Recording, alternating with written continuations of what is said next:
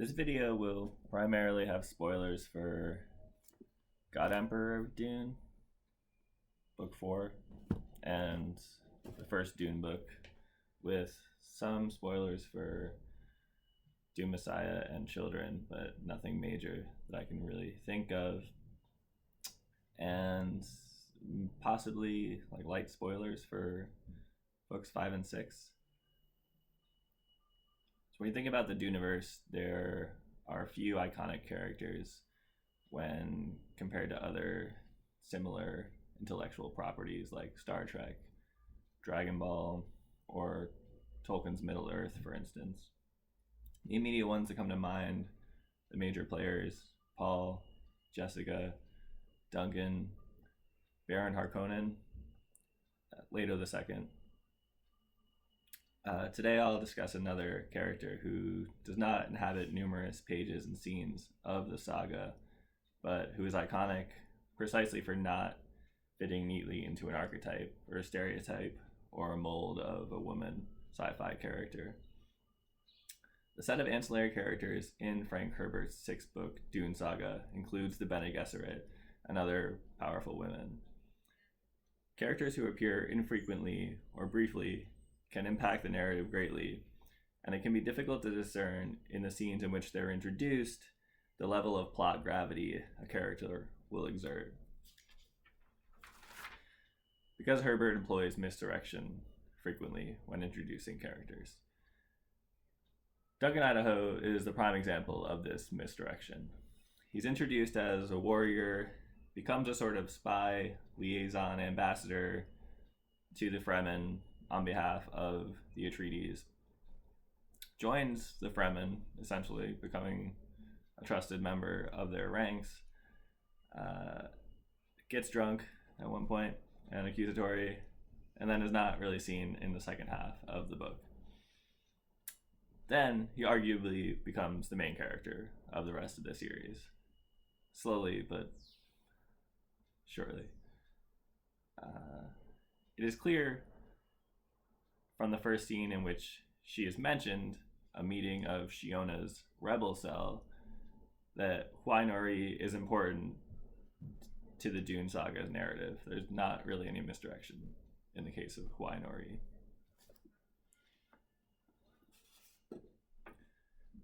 Who will replace you? Shiona asked. They are sending a niece of Malki, Korbat said. You may remember that we remember Malki, she said. What does a niece of Malki become the new ambassador?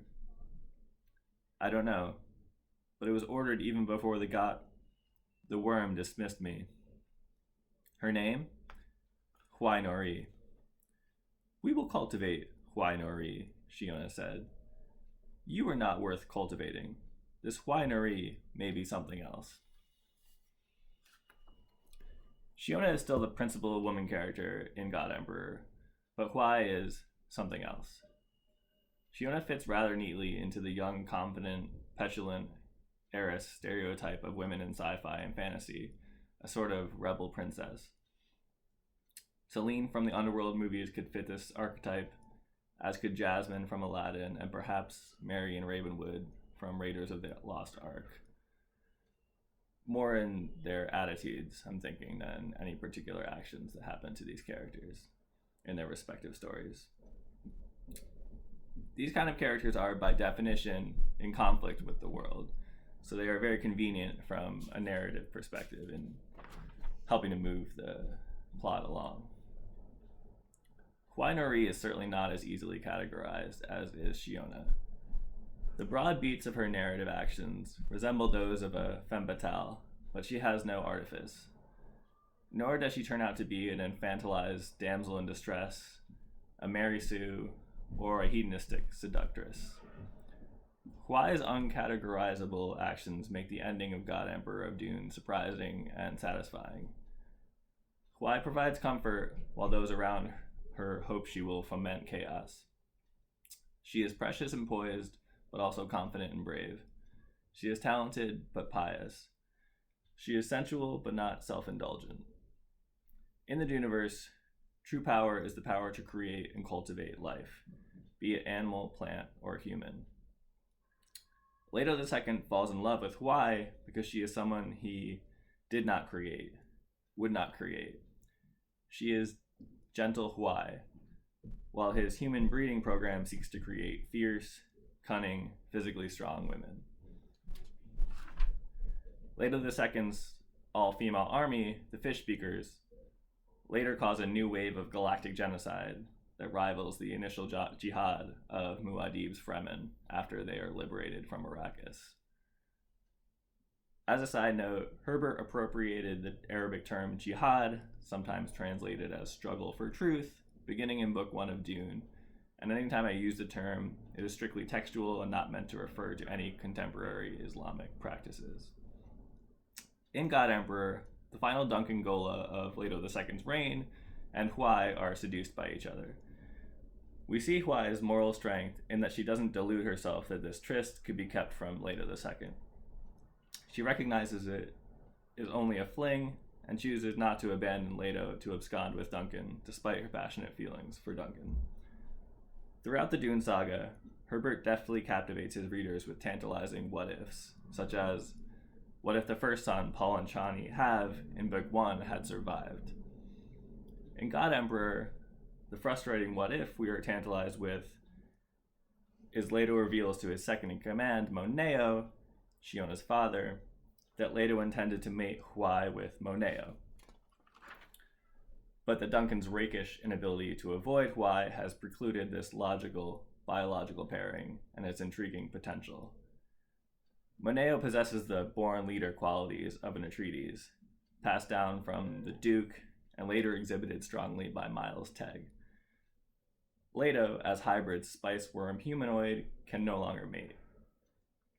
As mentioned earlier, the power to create and cultivate life is paramount in Dune.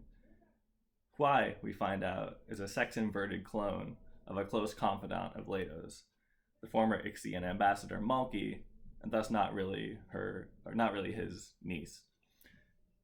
That the technocratic Ixians, with help from the genetic manipulating and mutating Tlayaku, could create someone who Leto II cannot, echoes the theme that Leto's work is finally complete. That as humanity's predator, he has forced humanity to evolve to the point of his eventual obsolescence. Shiona's no gene, along with the Ixians' no ships that are equipped with spiceless space navigating machines, exhibit this theme of closure as well. Leto is the predator that has made humankind stronger, but in Hwi we see that there is another path away from human stagnation, one on which gentleness and love are powerful tools. The meek shall inherit the earth, if you will. This theme is continued in Book 5, Heretics of Dune, in which defiant love is revealed to be a powerful, heretical weapon in the face of mass destruction. Love always demands giving of yourself. Hwi and Leto both demonstrate that to have a meaningful life, you have to give yourself over to something. Leto becomes the worm and follows his golden path as a bargain with the demanding ancestral voices in his head,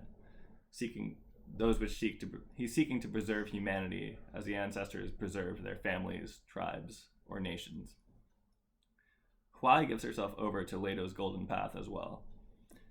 She is sacrificed, but still has agency because she sees the big picture, and despite being willing to give up worldly pleasures and comfort for Leto's cause, she is depicted as calm and practical, not a possibly delusional Joan of Arc fanatical figure. God Emperor is the end of the story of the Atreides, Harkonnen, Kynes family of Arrakis. It is the beginning of powerful, surprising women once again controlling and influencing the Duneverse around them. With Hwi Noree, Frank Herbert created a very unique character. She is selfless, yet still multifaceted. God Emperor of Dune is particularly pertinent to life under government-mandated quarantine. We are all asked to be selfless. By limiting melange distribution, Leto II nearly eliminates space travel until the no ships are developed. He creates Leto's peace, but is resented for it. Those who rebel against him, while well-intentioned, are shown to be rebelling against a force of preservation, as without the Golden Path, humanity would likely have eventually perished. Shiona initially could not conceive of Leto being a benevolent dictator, because such figures are so rare in human history.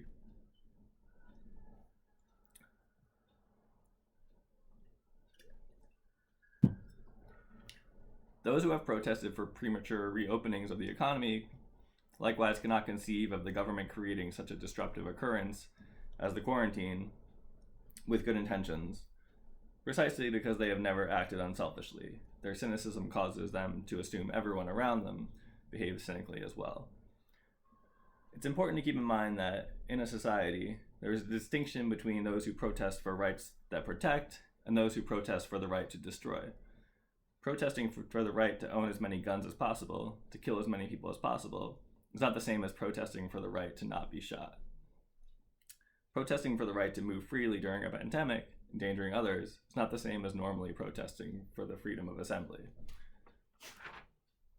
Though the spice must flow is a catchphrase made famous by the Lynch Dune movie and by the 2 original computer games, remember that Paul's threat to destroy the spice, to tank the world economy, the universal economy, it was the only way to thwart the actions of the tyrannical Harkonnen-Carino alliance.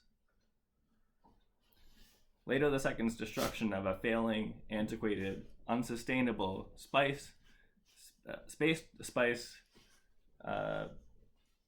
reliant space travel industry spurs the innovation of the no ships, and his concentration of power is always aimed towards the golden path.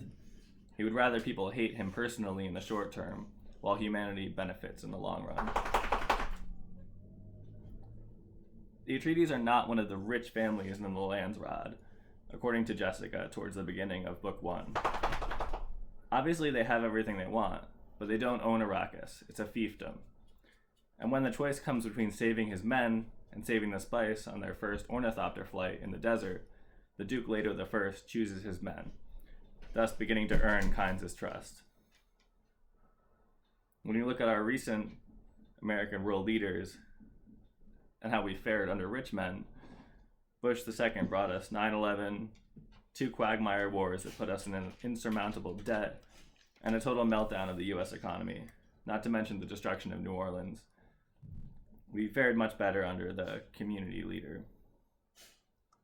There is the case that if a politician is so rich, he or she would not be beholden to special interests, in theory.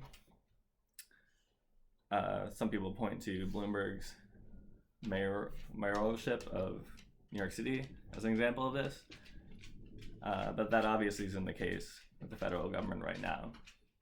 And that is sort of like the idea of a benevolent leader that Leto II exhibits, though. I encourage anyone interested in Herbert's ideas about the dangers of politics and religion being in bed together to watch the Netflix documentary series, The Family.